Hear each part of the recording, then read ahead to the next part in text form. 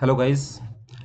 Last session में हम लोगों ने ऑटोगैड के इंट्रोडक्शन के बारे में बात करी थी और हम लोगों ने बात करी थी कि ऑटोगैड में काम करने के लिए जो हमारा कोऑर्डिनेट सिस्टम है वो किस अकॉर्डिंगली हेल्प करता है। तो नेक्स्ट आज हम लोग बात करते हैं कि डायरेक्टली सॉफ्टवेयर में हम लोग कैसे काम करते हैं। और सबसे पहले आज हम लोग बात करने वाले हैं कि ऑटोगैड में किसी भी ड्राइंग को बनाने के लिए जो हमारे स्टार्टिंग सेटिंग्स होती हैं वो हम लोग कैसे करेंगे। ठीक है, तो अभी अगर आप ध्यान दें तो मेरे स्क्रीन में ये ऑटोकैड का आपको एक आइकन नजर आ रहा होगा, ये हमारा सॉफ्टवेयर है। हम लोग डायरेक्टली आज सॉफ्टवेयर में काम करने वाले हैं। तो जैसे ही आप सॉफ्टवेयर के ऊपर डबल क्लिक करेंगे, थोड़ा सा सॉफ्टवेयर टाइम लेता है और आपके सामने ऑटोकैड की एक स्क्रीन खुलती है। तो जैसे हमने बात करी थी कि जो ऑटोकैड है वो एक कंपनी है ऑटोडेस्क, आप नीचे दिख भी रहे होंगे, ये ऑटोडेस्क कंपनी का नाम है। ठीक है, तो देखिए जैसे ही हम लोगों ने सॉफ्टवेयर को ओपन किया, हमारे सामने डायरेक्टली ये स्क्रीन खुलेगी। जब कभी भी आप अपने सिस्टम में सॉफ्टवेयर को इंस्टॉल करेंगे और सॉफ्टवेयर के इंस्टॉलेशन के बाद जब आप सॉफ्टवेयर को ओपन करेंगे तो डायरेक्टली आपके सामने ऐसी ही कुछ स्क्रीन खुलने वाली है। तो सबसे पहले हम लोग बात कर लेते हैं कि हमारे सामने जो इंटरफेस नजर आ रहा है ये क्या क्या है, यहाँ पर क्या क्या चीजें हैं। सबसे पहले ऊपर देखिए आपको ये ए रेड लेटर्स में नजर आ रहा होगा, ये एप्लीकेशन मेन्यू कहलाता है। इस एप्लीकेशन मेन्यू पे अगर आप क्लिक करेंगे तो यहाँ पर हमारे पास मल्टीपल ऑप्शन नजर आते हैं, जैसे कि आपको नई फाइल खोलनी है, नई फाइल बनानी है, पुरानी फाइल्स को ओपन करना है, फाइल्स को सेव करना है, एक्सपोर्ट करना है, ये सब चीजें हमको यहाँ पर मिलती हैं। उसके बाद ऊपर अगर हम ध्यान दें, फाइल, एडिट, व्यू, इंसर्ट, ये सब मेन मेन्यूज कहलाते हैं। सिर्फ ऑटोकैड में ही नहीं, बाकी भी आपने काफी सॉफ्टवेयर में देखा होगा कि हमारे पास इस अकॉर्डिंगली मेन मेन्यूज नजर आते हैं। इन सारे मेन्यूज के अंदर हमारे पास उस पर्टिकुलर सॉफ्टवेयर से रिलेटेड मल्टीपल कमांड्स होती हैं। नाउ नेक्स्ट अगर हम ध्यान दें, इसके नीचे होम, इंसर्ट, एनोटेट, लेआउट, ये सब टैब्स कहलाते हैं एक्चुअली। और जो आपके पूरा कंप्लीट अरेंजमेंट नजर आ रहा है, इसे हम लोग रिबन्स के नाम से जानते हैं। हर पर्टिकुलर टैब में मल्टीपल ग्रुप्स नजर आएंगे आपको। जैसे होम टैब के बारे में अगर हम बात करें तो होम टैब में आपको ड्रॉ ग्रुप नजर आएगा। ड्रॉ मींस कुछ भी ड्रॉ करने से रिलेटेड जो भी आपको कमांड्स होंगी वो सारी आपको यहां पर नजर आएंगी, जैसे कि लाइन, पॉलीलाइन, सर्कल्स, आर्क्स वगैरह यहाँ नजर आएंगे। इसी अकॉर्डिंगली मॉडिफाई के अंदर कुछ मॉडिफिकेशन टूल्स नजर आएंगे, लेयर्स हैं, एनोटेशंस हैं। तो धीरे धीरे जैसे कि हम लोग आगे बढ़ते जाएंगे, इन सारी कमांड्स के बारे में हम लोग डिस्कशन करने वाले हैं। उसके बाद आपको जो ये ब्लैक स्क्रीन नजर आ रही है, इसके बारे में हम थोड़ी देर में डिस्कशन करने वाले हैं। एक्चुअली हम लोग यहाँ पर ही ड्राइंग बनाते हैं। उसके बाद नीचे अगर हम ध्यान दें, जहाँ पर आपको कमांड लिखा हुआ नजर आ रहा होगा, ये जो कमांड है, यहाँ पर क्या होता है कि अगर आपको ऑटोकैड में कोई भी कमांड यूज करनी है या जब आप कोई भी कमांड लेते हैं तो सॉफ्टवेयर जो आपको इंफॉर्मेशन देता है वो आपको यहाँ पर जहाँ पर लिखा है टाइप अ कमांड, यहाँ पर हमको इंफॉर्मेशन सॉफ्टवेयर देगा। इस विंडो को, जो छोटी सी आपको ये विंडो नजर आ रही है व्हाइट वाली, इसे हम लोग कमांड लाइन के नाम से जानते हैं। इसके बाद अगर हम ध्यान दें, नीचे आपको यहाँ पर कुछ आइकन्स नजर आ रहे होंगे, दिख रहा है, स्नैप, ग्रेड, ऑर्थो। तो ये हमारे ड्राफ्टिंग मेन्यूज कहलाते हैं, ये हमारे हेल्पिंग मेन्यूज हैं। इनके बारे में भी हम लोग डिस्कशन कुछ देर बात करेंगे। चलिए, तो सबसे पहली बात तो ये है कि जैसे ही हम लोगों ने सॉफ्टवेयर खोला, हमारे सामने ये स्क्रीन हमको नजर आ रही है।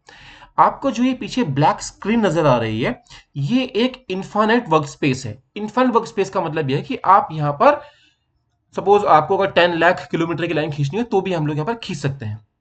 बट सबसे पहली बात यह है कि जब हम लोगों ने सॉफ्टवेयर को ओपन किया तो सबसे पहले हमको जो भी यहाँ पर ड्राइंग बनानी है उसके लिए पहले कुछ सेटिंग्स करनी होंगी। वो सेटिंग्स हम लोग कैसे करेंगे?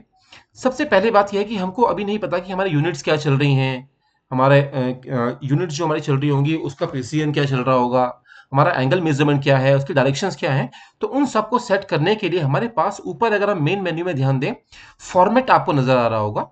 फॉर्मेट में हमारे पास एक ऑप्शन हमको नजर आएगा, यूनिट्स। जैसे ही आप यूनिट्स पे क्लिक करेंगे, आपके सामने ऐसी एक विंडो खुलने वाली। फिलहाल मैं इस विंडो को क्लोज कर रहा हूं। देखिए, ऑटोकैड में किसी भी कमांड को लेने के लिए मल्टीपल ऑप्शंस होते हैं। अगर हम ध्यान दें, मेन मेन्यू में जैसे हमने फॉर्मेट में गए थे, यहाँ पर यूनिट का ऑप्शन हमको नजर आ रहा है। अगर आपको यही यूनिट्स अगर खोलनी हो तो उसके लिए आप नीचे कमांड लाइन में UN भी टाइप कर सकते हैं। देखिए, मैं नीचे कमांड लाइन में UN टाइप करने जा रहा हूं। जैसे ही हमने UN टाइप करके एंटर किया तो सिमिलर हमारे पास वही ड्राइंग यूनिट्स का बॉक्स खुलता है। इसका मतलब यह है कि हम लोग AutoCAD में किसी भी कमांड को लेने के लिए मल्टीपल ऑप्शंस यूज कर सकते हैं। जैसे जैसे हम लोग आगे बढ़ते जाएंगे उसी अकॉर्डिंगली हम लोग बात करते जाएंगे कि किस कमांड के लिए शॉर्टकट कीज, जिनको हम लोग एलियास के नाम से जानते हैं, वो क्या है। तो सबसे पहले ड्राइंग यूनिट्स में अगर हम ध्यान दें, हमारे पास यहाँ पर लेंथ में यहाँ पर देखो डेसिमल नजर आ रहा होगा। अगर आप यहाँ पर इसके बगल में ड्रॉप डाउन जो में आपको आइकन नजर आ रहा है, अगर आप इस पर क्लिक करेंगे तो यहाँ पर हमारे पास मल्टीपल यूनिट फॉर्मेट्स आपको नजर आएंगे। Architectural, decimal, engineering, fractional, scientific, इतने टाइप के यूनिट फॉर्मेट्स हमारे पास AutoCAD में जनरली अवेलेबल होते हैं। तो पहले हम लोग डिस्कशन कर लेते हैं कि किस फॉर्मेट में हमको क्या यूज करना है, कब यूज करना है। सबसे पहले अगर हम बात करें आर्किटेक्चरल, आर्किटेक्चरल जनरली हम लोग यूज करते हैं अगर आपको कोई भी ड्राइंग फीट और इंचेस में बनानी हो, उस केस के लिए हम लोग आर्किटेक्चरल यूज करते हैं। और सिमिलर प्रिसीजन भी आपको, अगर आपको ध्यान दें हम, तो यहाँ पर मल्टीपल प्रिसीजन हमको नजर आ रहे हैं। सिमिलर अगर हम बात करें डेसिमल, डेसिमल मींस अगर आपको कोई भी drawing millimetre, metre, centimetre, kilometre से बनानी है, तो इसके लिए हम लोग डेसिमल को ही फॉलो करते हैं। प्रिसीजन के बारे में हम लोगों ने अपने लास्ट सेशंस में कभी बात करी थी कि हम लोग AutoCAD में अप टू 8 डेसिमल प्लेसेस तक काम कर सकते हैं। तो आपको जितनी प्रिसाइज आपकी ड्राइंग बनानी है उस अकॉर्डिंग हम लोग प्रिसीजन वैल्यू सेट कर लेते हैं। इसी तरह हमारे पास इंजीनियरिंग फॉर्मेट आपको नजर आ रहा है। इंजीनियरिंग में भी हम लोग फीट और इंचेस में काम करते हैं। डिफरेंस क्या है? देखिए, आर्किटेक्चर में फीट इंच में काम हो रहा था और इंजीनियरिंग में भी फीट इंच में ही काम हो रहा है। देखिए यहाँ पर प्रिसीजन को फीट इंच में नजर आएगा। डिफरेंस सिर्फ प्रिसीजन का है।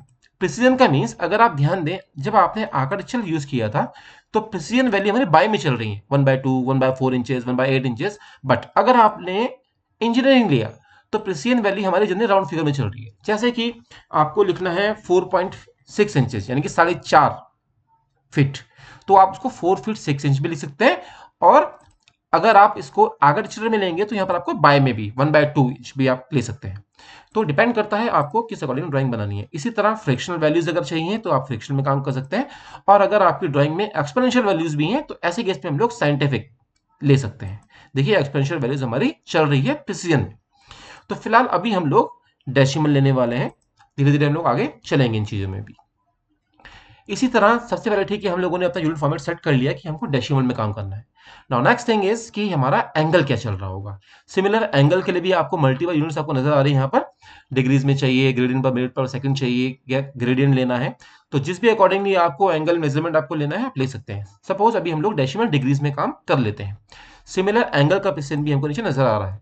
बट जनरली एंगल हम लोग राउंड फिगर में ही लेके चलते हैं, यानी कि आप इसको 0 लें तो भी कोई इशू नहीं है। इसके नीचे आपको एक ऑप्शन और नजर आ रहा होगा क्लॉकवाइज का। क्लॉकवाइज, अब देखिए यहाँ पर दो चीजें हैं। अगर आप इस बटन को प्रेस करेंगे तो क्लॉकवाइज चलेगा, अगर आप इस बटन को ऑफ कर देंगे तो काउंटर क्लॉकवाइज चलेगा। मींस अब देखिए क्या होता है, जनरली अगर हम लोग बात करें डायरेक्शंस की, तो डायरेक्शंस में मतलब अगर आपको कोई भी एंगल बनाना है 10 डिग्री, 20 डिग्री, 30 डिग्री, तो हम लोग राइट हैंड से शुरू करते हैं और काउंटर क्लॉकवाइज चलते हैं।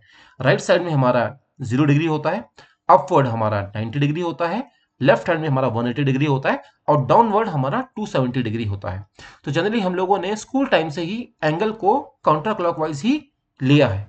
तो आप यहाँ पर भी एंगल को काउंटर क्लॉकवाइज ले सकते हैं। दैट मीन्स आपको क्लॉकवाइज जो आपको बटन दिख रहा है इसको प्रेस करने की जरूरत नहीं है। इसके बाद आपको यहाँ पर एक इंसर्शन स्केल नजर आ रहा होगा जहाँ पर मिलीमीटर लिखा हुआ है।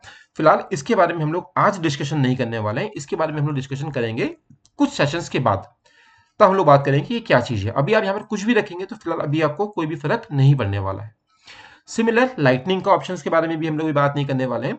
नाउ नेक्स्ट एक ऑप्शन नीचे हमको और नजर आ रहा है डायरेक्शन का। अगर आप डायरेक्शन में क्लिक करेंगे तो यहाँ पर हमको मल्टीपल डायरेक्शन नजर आ रही होंगी, east, north, west, south, others. तो जैसे कि हमने बात करी कि एंगल हम लोग राइट हैंड साइड में हमारा 0 होता है, अपवर्ड हमारा 90 होता है, लेफ्ट हैंड साइड में हमारा 180 होता है और डाउनवर्ड हमारा 270 डिग्री हम लोग लेके चलते हैं। तो अगर हमको राइट हैंड साइड में 0 बनाना है, दैट मीन्स कि हमारा ईस्ट, अगर हम ध्यान दें, अगर आपने कभी एंगल डायरेक्शंस देखी हो तो राइट हैंड साइड में हमारा ईस्ट होता है, अपवर्ड हमारा नॉर्थ होता है। तो आपको जनरली हम लोग एंगल्स को ईस्ट से ही डायरेक्शन से ही काउंट करते हैं। स्कूल टाइम से हम लोगों ने एंगल को ईस्ट डायरेक्शन से ही काउंट किया था। तो फिलहाल अभी भी हम लोग यहाँ पर ईस्ट लेने वाले हैं। डिपेंड करता है हमारी ड्राइंग में 0 डिग्री हमें कहाँ लेके चलना है। तो फिलहाल अभी हम लोग उसको ईस्ट ही लेने वाले हैं। तो अभी हम लोगों ने अपनी इस पर्टिकुलर ड्राइंग के लिए इतनी सेटिंग्स करी है कि डेसिमल हमने लिया है, लेंथ वाइज एंगल में हमने डेसिमल डिग्रीज लिया है, प्रिसीजन हम लोग सेट कर चुके हैं, काउंटर क्लॉकवाइज हमारा चलना है और डायरेक्शन हमने ईस्ट सेट करी हुई है। इतनी सेटिंग्स हमारी ड्राइंग यूनिट्स में हमको हर फाइल में करनी पड़ेगी। नाउ इतना करने के बाद हम इसे ओके कर लेते हैं। ना अब एक चीज और आती है कि अगर हमको कोई भी ड्राइंग बनानी है तो उसके लिए सबसे पहले हमको अपना एक एरिया स्पेसिफाई करना पड़ेगा। जैसे हमने बात करी थी कि हमें जो ये स्क्रीन नजर आ रही है ये एक इनफाइनाइट वर्क स्पेस है, मीन्स यहाँ पर हम कितनी बड़ी लाइन खींच सकते हैं। अब एक कॉमन सी बात है, इनफाइनाइट वर्क स्पेस में हम लोग डायरेक्टली काम कैसे करेंगे। देखिए अगर आपको कोई भी ड्राइंग बनानी है या सिंपली अगर हम नॉर्मली बात करें, अगर हमको कोई भी घर बनाना है तो घर के लिए पहले हमको एक स्पेसिफिक एक एरिया हमारे पास होना चाहिए जिसके अंदर हम लोग अपनी बिल्डिंग डिजाइन करेंगे।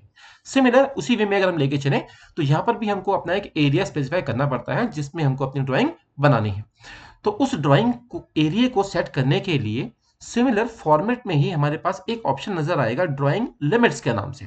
इसके लिए हम लोग नीचे अपने मेन मेन्यू अपने आपका जो यहाँ पर टाइप है कमांड लिखा हुआ है, कमांड लाइन में हम लोग अपने यूनिट्स भी टाइप कर सकते हैं, UNITS, या डायरेक्टली आप यहां से आप सॉरी यूनिट्स नहीं, ड्राइंग लिमिट्स, यूनिट्स तो हम लोग सेट कर चुके हैं, लिमिट्स टाइप कर सकते हैं, LIMITS लिमिट्स।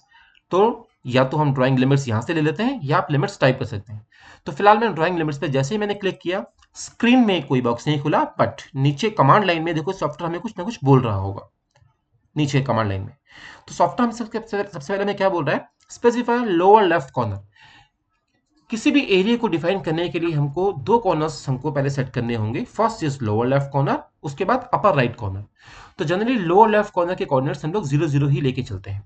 सपोज आपको अगर कोई रेक्टेंगल ड्रॉ करना है तो लोअर लेफ्ट कॉर्नर हम लोग 0 0 लेके चलेंगे, और रेक्टेंगल का जो भी आपको साइज होगा दैट मीन अपर राइट को, सपोज अगर आपको 100 by 70 का रेक्टेंगल ड्रॉ करना है तो हॉरिजॉन्टल वैल्यू 100 और अपर वैल्यू 70 होगी। सिमिलर हमको अपने यहाँ पर जो भी एरिया स्पेसिफाई करना है उसके लिए लोअर लेफ्ट कॉर्नर फिलहाल मैं 0 0 लेके चल रहा हूँ। यहाँ पर एज इट इज टाइप है 0 0, आप एज इट इज एंटर कर सकते हैं या आप 0 0 दोबारा भी टाइप कर कर एंटर कर सकते हैं। जैसे ही हमने एंटर किया अब सॉफ्टवेयर हमसे पूछेगा अपर राइट कॉर्नर। अब डिपेंड करता है आपको कितना एरिया सेट करना है, ये डिपेंड करेगा आपकी ड्राइंग पर। आपको जितनी बड़ी ड्राइंग बनानी है ऑब्वियसली हमेशा एरिया उससे थोड़ा बड़ा लीजिए, काम करना इजी होगा। तो फिलहाल अभी मैं रैंडमली हमने अपना एरिया स्पेसिफाई कर दिया 700, 500, ये हमारी डेसिमल वैल्यूज चल रही है नॉर्मली। तो जैसे ही हमने 700, 500 टाइप करके एंटर किया हमारा एरिया सेट हो चुका है। बट एक चीज और है कि वो हमारा एरिया स्क्रीन में विजिबल नहीं है। कहाँ है वो हमारा एरिया? उस एरिया को अपने स्क्रीन में लाने के लिए हमको एक काम और करना होगा, व्यू में जूम एंड ऑल जैसे ही आप प्रेस करेंगे आपका एरिया सेट हो चुका है। बट अगर हम ध्यान दें अभी भी हमारे स्क्रीन में ये ग्रिड्स नजर आ रही है, डॉट डॉट नजर आ रहा है चारों तरफ। अब देखिए क्या है, हमारा एरिया सेट हो चुका है बट हमारा एरिया अभी प्रॉपर स्क्रीन में नजर नहीं आ रहा है। उसके लिए हमें एक काम करना होगा, इन ग्रिड्स की भी हमको एक छोटी सी सेटिंग करनी पड़ती है। वो सेटिंग कैसी होगी, नीचे देखिए हमारे पास ड्राफ्टिंग मेन्यूज जहां पर नजर आ रहे हैं, जो आइकन्स बने हुए हैं, यहां पर हमारे पास एक ऑप्शन नजर आएगा ग्रिड डिस्प्ले का, या F7 भी इसकी शॉर्ट की होती है। तो ग्रिड्स की सेटिंग के लिए आपको ग्रिड डिस्प्ले को पहले आप ऑन कर लीजिए। ऑन करने के बाद ग्रिड के बाद जैसे आप राइट क्लिक करेंगे, माउस का राइट क्लिक जैसे ही आप करेंगे यहाँ पर एक सेटिंग्स का ऑप्शन आपको नजर आएगा। इस सेटिंग्स के आइकन में हम चलते हैं। जैसे आप सेटिंग्स पे क्लिक करेंगे एक बॉक्स और खुल जाएगा ड्राफ्टिंग सेटिंग्स के नाम से। राइट साइड वाली जो हमारी सेटिंग्स है ये हमारे ग्रिड्स की सेटिंग है। अब देखिए सबसे पहले हमें क्या करना है, ग्रिड स्पेसिंग आपको नजर आ रही होगी, एक्स स्पेसिंग और वाई स्पेसिंग, डिफॉल्ट कोई ना कोई वैल्यू यहाँ पर रहती है पहले से। तो देखिए एक बात है, ये जो स्पेसिंग्स हैं ये स्पेसिंग्स डिपेंड करती है हमारे एरिया के ऊपर। जितना बड़ा हमारा एरिया होगा उसी अकॉर्डिंग हम स्पेसिंग अपनी बढ़ाते जाते हैं। अब देखिए क्या है, अगर आपका एरिया 500 700 के आसपास है तो अगर आपने ग्रिड की स्पेसिंग 10 या उससे ऊपर रखते हैं तो स्क्रीन में प्रॉपर्ली विजिबल होती है। जैसे कि अभी फिलहाल अभी हम लोग ग्रिड्स की स्पेसिंग एक्स और वाई 10 10 ही रख लेते हैं। इसके बाद ग्रिड बिहेवियर्स में कुछ ऑप्शन हमको नजर आ रहे होंगे। फिलहाल इन ऑप्शंस जो चेक हो रखे हैं इनको हम लोग अनचेक कर लेते हैं। इनके बारे में भी हम लोग डिस्कशन बाद में करेंगे कि हमने इनको अनचेक क्यों किया। तो अभी हम लोगों ने यहाँ पर सिर्फ क्या किया, ग्रिड की स्पेसिंग हमने देख ली कि 10 या 10 से ऊपर है। उसके बाद ग्रिड बिहेवियर्स के ऑप्शंस जो चेक थे उनको हमने अनचेक कर दिया। इतना करने के बाद हम इसे ओके कर लेते हैं। अब अगर आप स्क्रीन में ध्यान दें, अब आपकी ग्रिड्स कुछ एक स्पेसिफिक एरिया में ही आपको नजर आ रही होंगी। इसके बाहर जो आपको ब्लैक स्क्रीन दिख रहा है ये हमारे एरिया के बाहर का एरिया है। तो देखिए हमारा ये जो एरिया है ये हमारा वर्किंग एरिया है। आपको इस एरिया के अंदर अपनी ड्राइंग बनानी है। अगर कभी भी आपका एरिया खो जाए, जैसे आपने बहुत ज़्यादा जूम कर दिया या कुछ आपने हिला दिया या पैन कर दिया, एरिया को वापस स्क्रीन के सामने लाने के लिए सेम व्यू में हम गए थे, जूम एंड ऑल। इसका मतलब सारा का सारा एरिया जूम होकर हमारे स्क्रीन के सामने आ जाए। इसके लिए भी एक शॉर्टकट होती है। अगर आपका एरिया गायब हो गया तो आपको बार बार आपको व्यू में जाने की जरूरत नहीं है। आप नीचे कमांड लाइन में शॉर्टकट कीज भी आप टाइप कर सकते हैं। जैसे कि जूम के लिए मैंने टाइप किया Z एंटर, और ऑल के लिए मैंने टाइप किया A एंड एंटर। तो ये हमारा वर्किंग एरिया है। अब हमको इस एरिया के अंदर ड्राइंग बनानी है। अब इस एरिया में हम लोग काम कैसे करेंगे, इसके बारे में हम डिस्कशन नेक्स्ट सेशन में करते हैं। Thank you so much guys.